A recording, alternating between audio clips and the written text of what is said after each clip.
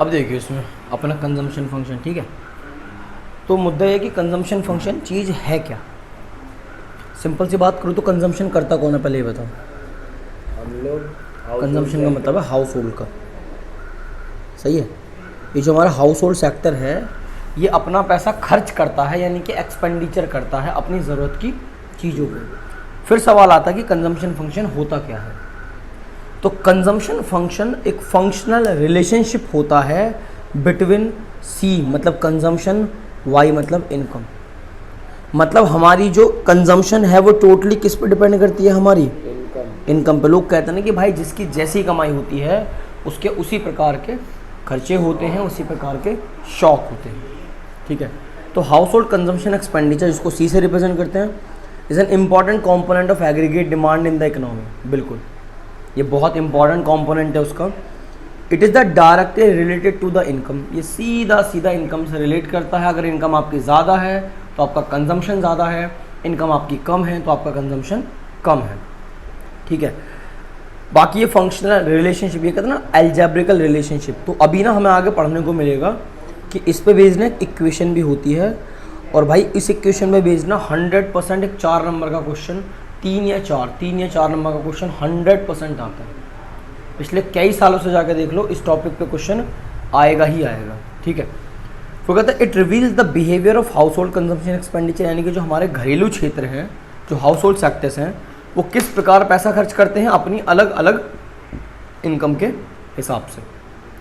फिर कहता है कि study the behaviour of C with respect to Y. ये हमें जानना है कि हमारे खर्चों का बिहेवियर हमारी इनकम के हिसाब से क्या होता है। अगर हम ये चीज़ बहुत अच्छे से पढ़ गए तो हम कह सकते हैं कि यस, हम कंजम्पशन फंक्शन और उससे रिलेटेड बातें पढ़ जाएंगे।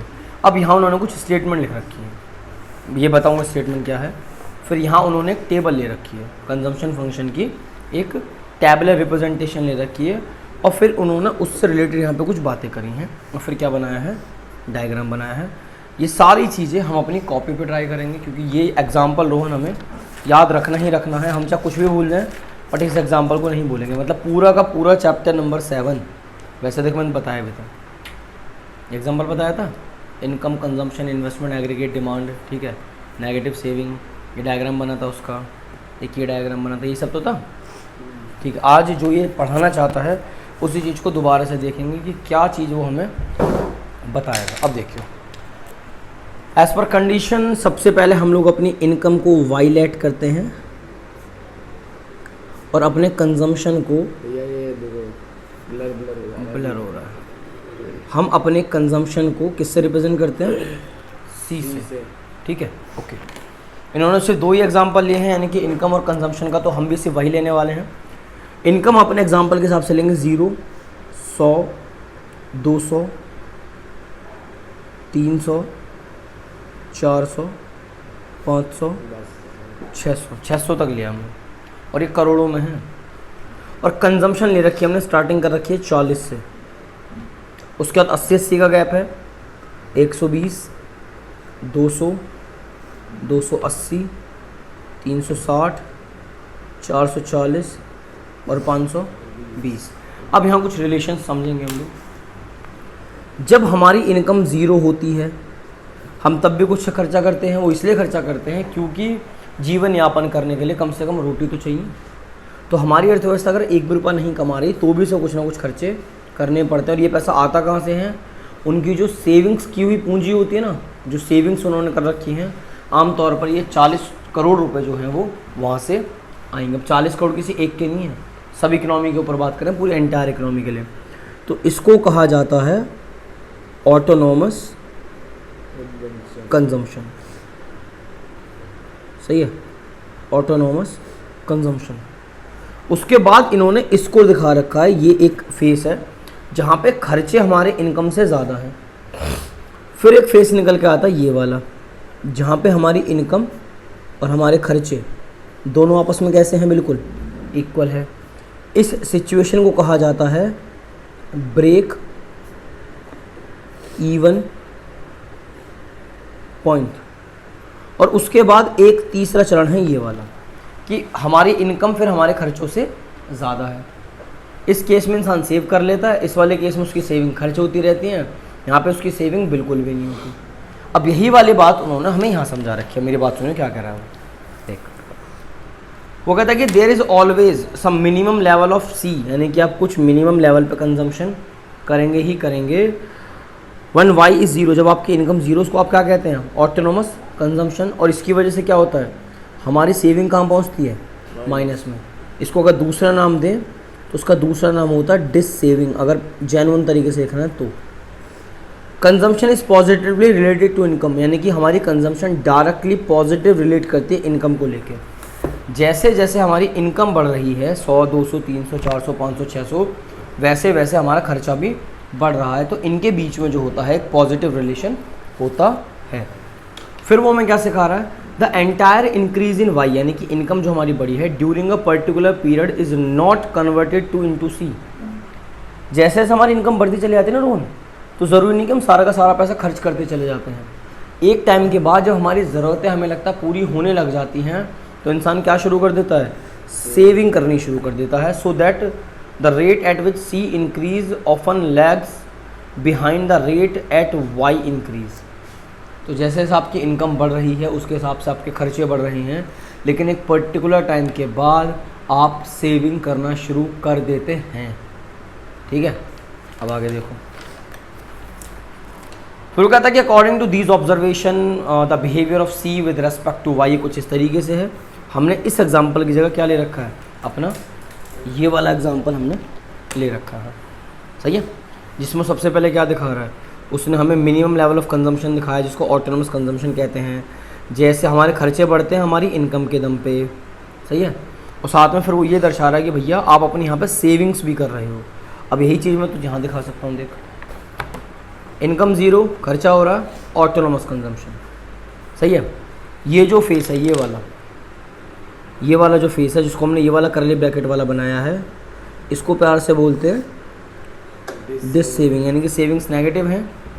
यहाँ पे सेविंग ज़ीरो हो जाती है, और यहाँ पे जब हमारे खर्चे हमारी कम हो जाए तब हम कह सकते हैं कि यस, हमने स्टार्ट करना, सेविंग्स को स्टार्ट करना शुरू कर दिया है। और मज़े की बात यह है कि जो डिफरेंस है सेविंग का, 300 कमाए 280 खर्च करे 20 बचा लिए, 400 कमाए 360 खर्च करे 40 बचा लिए, 500 में से 440 खर्च करे 60 बचा लिए, 600 में से 520 खर्च करे 80 बचा लिए। तो जैसे जैसे इनकम बढ़ती है वैसे वैसे सेविंग भी बढ़ती है। फिर वो हमें क्या सिखा रहे हैं, फिर वो हमें सिखा रहे हैं ये वाला डायग्राम, मतलब कंजम्पशन फंक्शन से रिलेटेड जो हमारा डायग्राम है वो हमें इसको पढ़ाएंगे। अब इसका डायग्राम बना लेते हैं दोबारा से। अब जो डायग्राम बनेगा रोहन, वो बनेगा कुछ इस प्रकार से कि ये बना हमारा वाई एक्सिस, सही है। पेपर में तो ये लिखना पड़ेगा ना, ये टेबल क्या? का ऑब्जर्वेशन। हाँ, टेबल का ऑब्जर्वेशन लिखते हैं, ये तुम प्रैक्टिस भी करेंगे। ये हो गया, ये हो गया हमारा एक्स एक्सिस, और ये हो गया हमारा वाई एक्सिस, ठीक है। अब क्या है, जो डायग्राम होता है ना हमारी इनकम का, ध्यान रखिए, वो हमेशा ओरिजिन से पास होता है, हमेशा ये। और ये जो एंगल बनेगा ना ये वाला, ये 45 डिग्री का बनेगा, ये हमारे इनकम को रिप्रेजेंट करता है, और इसको इनकम से लिख दे रहे हैं। बल्कि आगे पढ़ने को मिलता है, पहले पढ़ भी चुके हैं कि यही एग्रीगेट सप्लाई भी होता है। तो इसको वाई कह दो, ये एग्रीगेट सप्लाई कह दो, दोनों का मतलब क्या जेन्युइनली सेम है।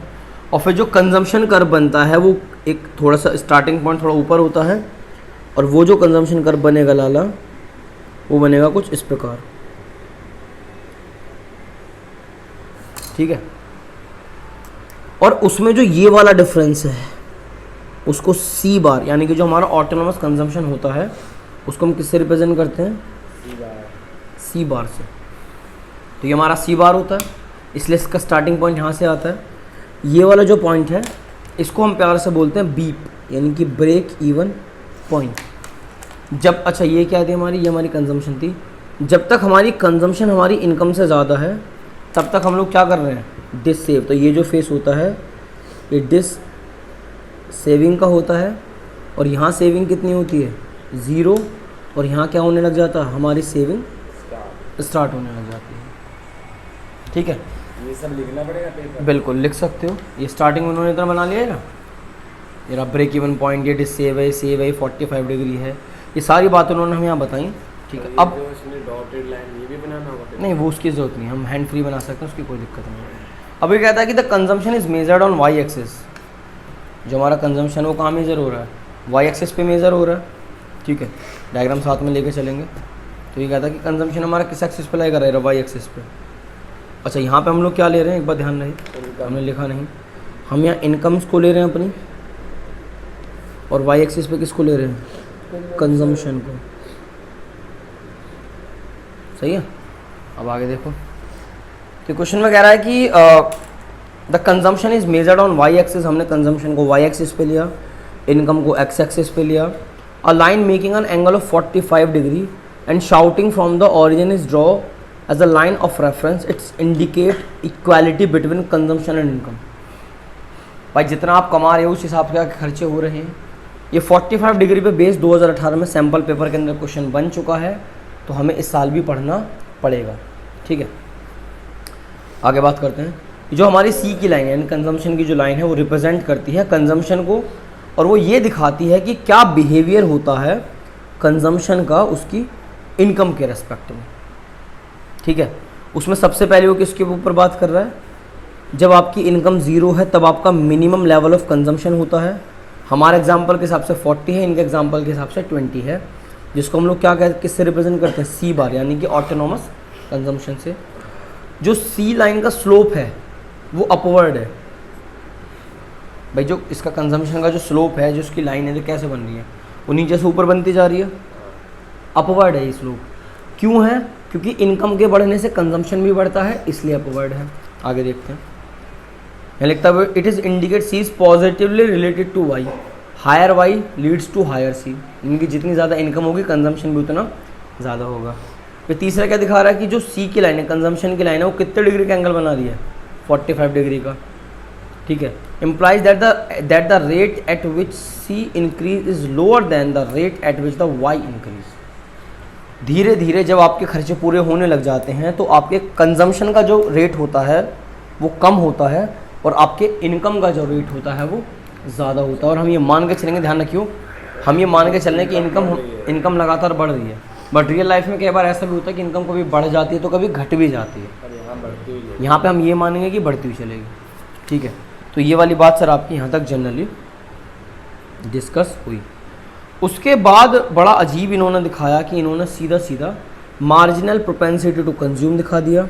इसके बाद इन्होंने क्या दिखा रखा है आगे, ये रहा एवरेज प्रोपेंसिटी टू कंज्यूम दिखा दिया, ठीक है, ओके। अब पहले ये है कि इनके ऊपर बात करना, तो फिर हम यहाँ तक सीख जाएंगे, सही है। हमें सबसे पहले सीखना है रोहन कि हमारा एपीसी क्या होता है, एवरेज प्रोपेंसिटी टू कंज्यूम क्या होता है। इन्होंने तो पता नहीं यार ये, ठीक है, आ जाओ इधर। अभी ये एग्जांपल हम दोबारा लेते हैं, इनकम, और यहाँ पे हम लेंगे अपना कंजम्पशन, सही है।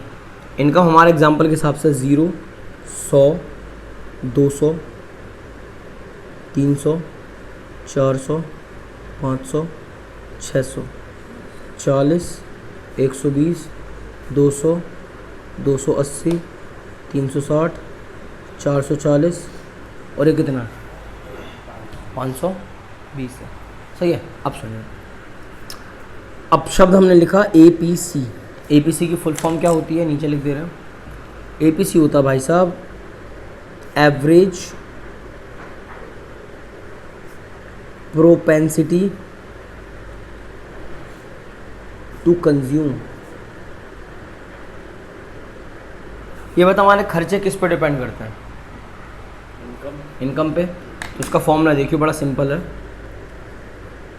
खर्चे जो हैं उसको सी से रिप्रेजेंट करते हैं, वो किस पे डिपेंड करते हैं, इनकम पे। तो एवरेज प्रोपेंसिटी टू कंज्यूम हमारे कंजम्पशन और हमारी इनकम का रेशियो होता है। वो ये बताता है कि आप जितना कमाते हो उस हिसाब से जो आप खर्च करते हो उसका जो रेशियो होता है वो क्या कहलाता है, एपीसी। कभी भी ज़ीरो इनकम पे एपीसी कैलकुलेट नहीं कर सकते, कभी भी, क्योंकि आपको नहीं पता कि आप ज़ीरो इनकम पे कितना खर्च कर दो। यहाँ पे 40 है, कोई 20 लेता, कोई 60 लेता, डिपेंड करता है, ठीक है। अब इस 120 को अगर 100 से डिवाइड करोगे तो 1.2 आएगा। इस 200 को 200 से डिवाइड करोगे तो 1 आएगा। 280 को 300 से डिवाइड करोगे 0.93 आएगा।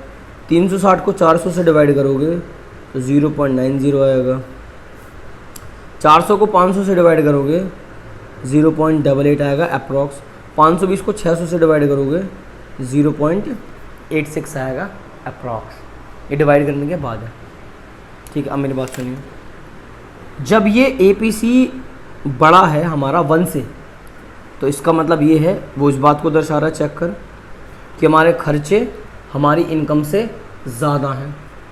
ओके, जब APC 1 होता है तब हमें क्या मिलता है? Break even point.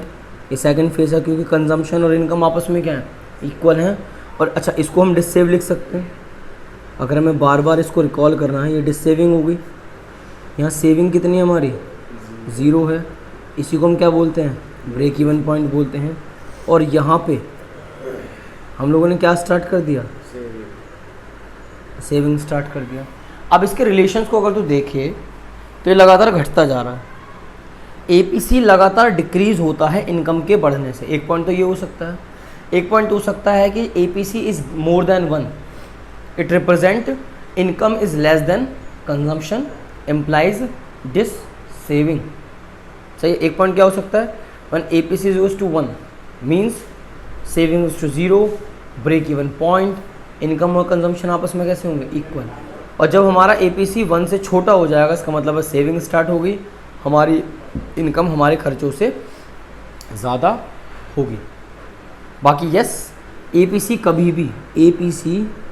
कभी भी 0 नहीं होता। अब रोन इसी बात पर ना एक नंबर के क्वेश्चन बन जाते हैं। APC कभी 0 नहीं होता, एक पॉइंट। APC लगातार कम होता रहता है इनकम के बढ़ने से, 2 पॉइंट। APC की वैल्यू अगर 1 से बड़ी है तो उसका मतलब है खर्चे इनकम से ज़्यादा हैं। अगर APC 1 के इक्वल है तो उसका मतलब है खर्चे इनकम के बराबर हैं। APC अगर 1 से छोटा है और 0 से बड़ा है तो इसका मतलब है कि खर्चे हमारे जो हैं इनकम से कम हैं, और हम क्या स्टार्ट कर देते हैं? सेविंग। 4 से 5 पॉइंट हो गए APC के, इसके बाहर क्वेश्चन नहीं बनता। कोई क्या इसका डायग्राम बना के दिखा दो तो डायग्राम देख लो। डायग्राम बनेगा इसका, आसान है। वैसे अगर डायग्राम मैं तेरे को बनाऊँ तो चल बना दे रहा हूँ। APC 0 क्यों नहीं होता है?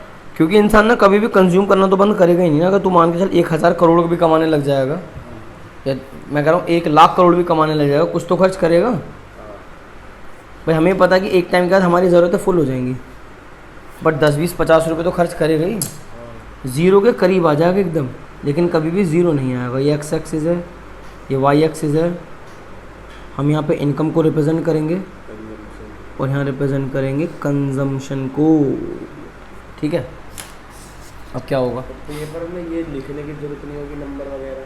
नहीं, नंबर हम हैंड फ्री बना रहे हैं लाला। हमने ये इस प्रकार से डायग्राम बना दिया, ऐसे बना दे रहा हूँ मैं, यहाँ से बना दिया।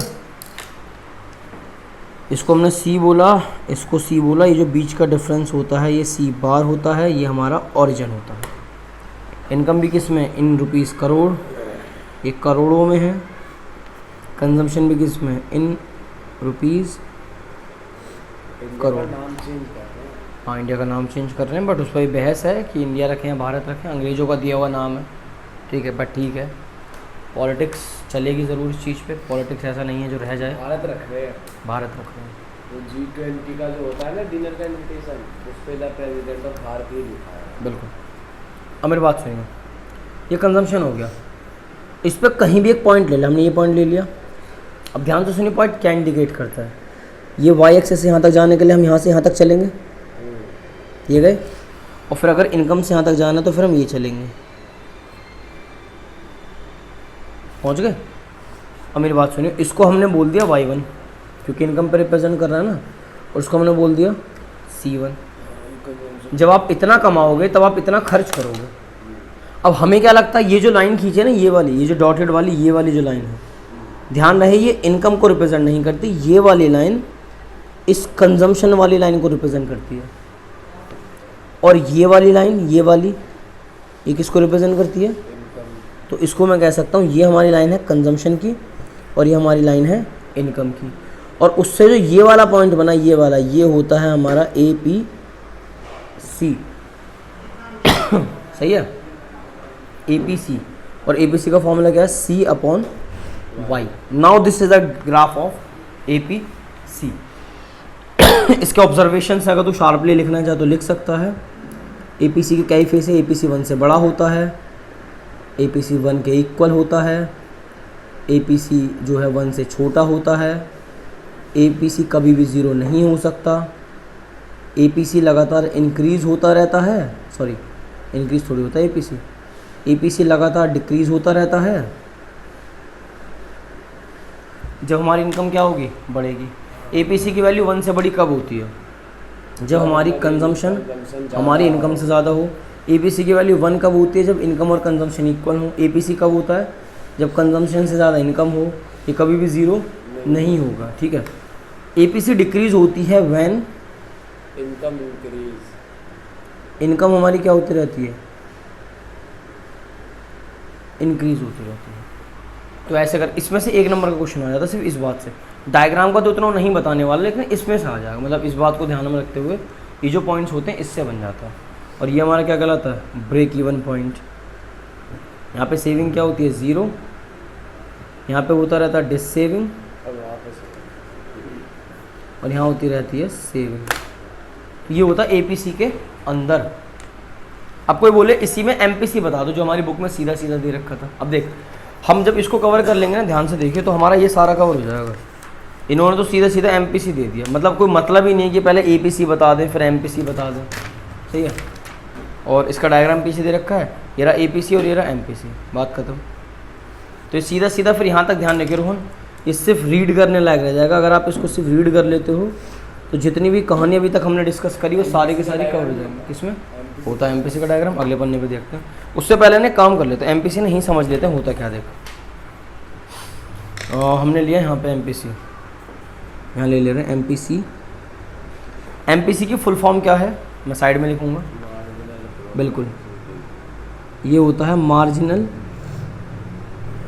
प्रोपेंसिटी टू कंज्यूम, सही है, मार्जिनल प्रोपेंसिटी टू कंज्यूम, ठीक।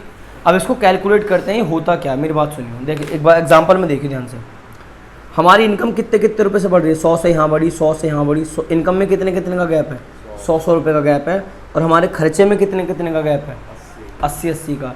तो वो जो हमारा एक खर्चा हो रहा है, जैसे एग्जांपल अगर मैं बात करूँ इनकी, तो यहाँ पे 80 रुपये का खर्चा बढ़ा और इनकम कितने की बढ़ी थी, 100 रुपये की। तो आपने जो एडिशनल 100 रुपये कमाए उसमें एडिशनल कितने खर्च करे, मात्र 80 रुपये। उन्हीं का रेशो होता है MPC। अगर मैं यहाँ आ जाऊँ तो यहाँ पे भी मैंने एडिशनल 80 रुपये खर्च करे, जबकि हमारी इनकम कितनी बढ़ी थी। तो हम जितना भी एक्स्ट्रा कमाते हैं, सिर्फ उस एक्स्ट्रा में से कितना खर्च करते हैं उसका रेशो होता है MPC। अगर मैं बहुत सरल सी भाषा में लिख दूँ तो उसको लिख देते हैं ऐसे, change in consumption with respect to change in income. यानी कि हमारी इनकम जितनी भी बढ़ेगी उसमें से जो हमारी कंजम्पशन बढ़ेगी, रोहन, सिर्फ एडिशनल इनकम में से जो हम एक्स्ट्रा खर्च करेंगे उसका रेशो होता है MPC। ये ज़ीरो इनकम पे कैलकुलेट नहीं होता, बाकी सभी जगह पे जो डिफरेंस है एग्जांपल के हिसाब से वो 80-80 का है। और इनकम हमारी कितनी बन रही है, 100-100 की। अब 80 को 100 से डिवाइड करोगे तो 0.8, 0.8, 0.8, हर जगह कितना आएगा, इतना आएगा, सही है। अब वो बोले कि इसका डायग्राम बना दो, कितना होगा। डायग्राम देख लेते हैं। इसका डायग्राम रहेगा, आ जाते हैं,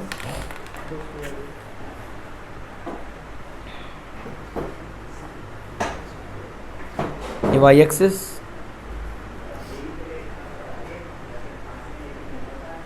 और ये हमारा क्या, एक्स एक्सिस, ठीक है, एक्स वाई। हम यहाँ इनकम ले रहे हैं और यहाँ पे क्या ले रहे हैं, कंजम्पशन ले रहे हैं, सही है। यहाँ हम बना ले रहे हैं अपना कंजम्पशन कर्व, ये बन गया, जिसमें इसको C बोल दिया, इसको C बोल दिया, और ये क्या कहलाता है, C बार, और ये क्या कहलाएगा हमारा, और ये इनकम करोड़ों में, कंजम्पशन करोड़ों में। अब मेरी बात सुनिए, एक पॉइंट तो ये है और एक पॉइंट ये है, सही है। इस पॉइंट तक पहुंचने के लिए क्या करना पड़ेगा, यहाँ से यहाँ तक जाना पड़ेगा और यहाँ से यहाँ तक आना पड़ेगा, सही है। इसको हमने बोल दिया y1, इसको हमने बोल दिया c1। फिर हमने इस वाले पॉइंट को पिक करा ये, और इसकी वजह से ये हुआ,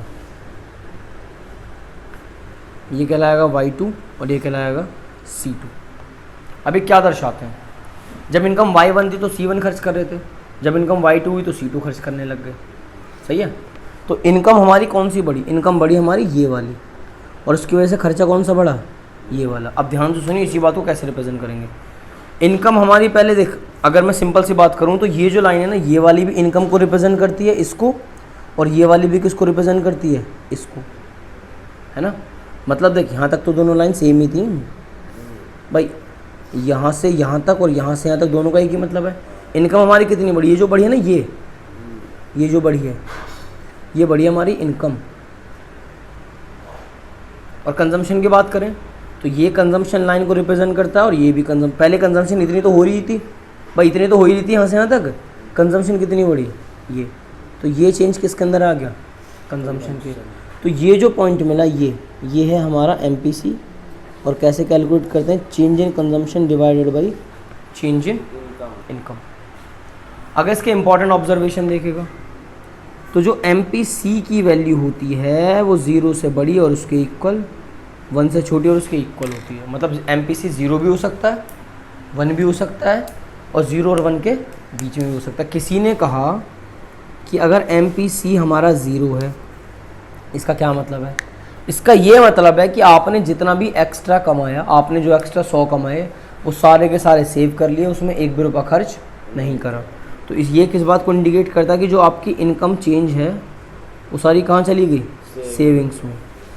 आप अपनी एडिशनल इनकम को 100% सेव कर सकते हो, लेकिन आप अपनी टोटल इनकम को कभी भी टोटल 100% सेव नहीं कर सकते। क्योंकि अगर आपने जितना, देख तूने कहा कि मैं 10 रुपये कमाता हूँ, तो 10 के 10 सेव ही नहीं कर सकता। खर्चा कैसे चलाएगा जीवन का, कि जी मेरी इनकम दिन की कमाई 1000 रुपये और मैं 1000 के 1000 सेव कर लेता हूँ। हाँ, 1000 से इनकम 1200 हो गई तो ऊपर के 200 रुपये तो सेव कर सकता है, लेकिन 1000 के 1000 सेव कभी नहीं होंगे। अगर किसी ने कहा MPC की वैल्यू 1 है तो उसका ये मतलब है कि जितना भी हमने एक्स्ट्रा कमाया वो सारा का सारा क्या कर दिया, उड़ा दिया, सारा का सारा उड़ा दिया, इसलिए 1 के इक्वल। 1 रुपया कमाया एक्स्ट्रा, 1 रुपये में उड़ा दिया। और अगर MPC की वैल्यू 0 से बड़ी है और 1 से छोटी है तो उसका मतलब है कुछ कंज्यूम कर लिया और कुछ क्या कर लिया, सेव कर लिया, जब वैल्यू 0 और 1 के बीच में हो। एक बात और है, जो MPC है गरीबों का वो ज़्यादा होता है MPC किसका, अमीरों का। गरीबों का MPC अमीरों के MPC से ज़्यादा इसलिए होता है क्योंकि गरीब जो भी एडिशनल कमाता है वो अपनी ज़रूरत के हिसाब से पूरा करने में खर्च कर देता है। अमीरों पे तो ऑलरेडी इतना पैसा है कि उनका तो पहले भी पेट भरा हुआ था, अगर वो एक्स्ट्रा कमाएंगे तो चाहे तो वो सारा सेव कर सकते हैं। तो ये जो जनरली देखने को मिलता है ये अमीरों में मिलता है जनरली, और ये जनरली कहाँ देखने को मिलता है, गरीबों में देखने को मिलता है। और एक बार ध्यान रखियो, यहाँ एक अलग चीज़ है, एक तो पॉइंट ये हो जाएगा, एक पॉइंट ये हो गया। फिर वो कहता है कि MPC ना डिक्रीज़ होता रहता है इनकम के बढ़ने से, व्हेन इनकम इज़ इंक्रीज। अब यहाँ के एग्जाम्पल के हिसाब से तो 0.8 है, यहाँ तो हमने लिया है, लेकिन स्टिल तो खुद सोच, जैसे जैसे तेरी इनकम बढ़ेगी तो एक्स्ट्रा एडिशनल इनकम को सेव करना स्टार्ट कर देगा, जिससे तेरा MPC जो है वो लगातार घटेगा। जितनी ज़्यादा सेविंग होगी उतना MPC कम होगा, जितनी कम सेविंग होगी आप खर्चा ज़्यादा करोगे, MPC ज़्यादा होगा। And now this is consumption function basically. यहाँ पे कंजम्पशन फंक्शन डन होता है, और वो वहाँ तक पढ़ लियो, उससे काम हो जाएगा। ठीक है।